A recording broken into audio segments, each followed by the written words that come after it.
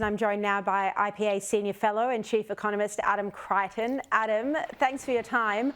Look, what's your take on these tariffs? Are they reciprocal, at least with Australia? And do you think they're a bad idea? Well, just a few points there, Shari. Your editorial, I think, was very right. The Prime Minister's rhetoric is so over the top here.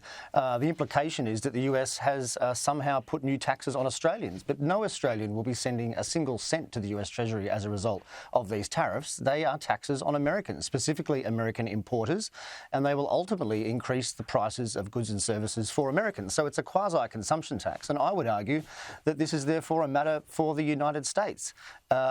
In fact, as you also said, Australia ended up with the lowest rate of all applying to the imports from Australia. Only 10%. I think Japan got 20%, the European Union 24%.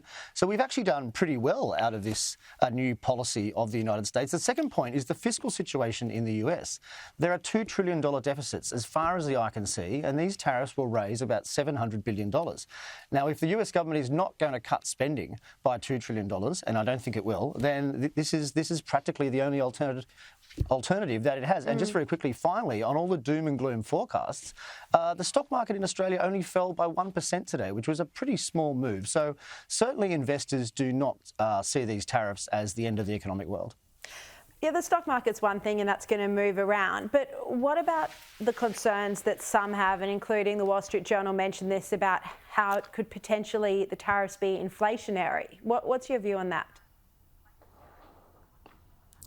Well, look, they could be. I mean, the first round of tariffs, certainly they were much smaller in 2018 from the first Trump presidency on China, but there wasn't such a huge impact on inflation back then. And I'd just be very wary of the economic consensus, because certainly we've seen in the last 10 years, you know, the consensus of economists tends to get the big things wrong. So I would be reluctant to say that this is going to be hugely inflationary.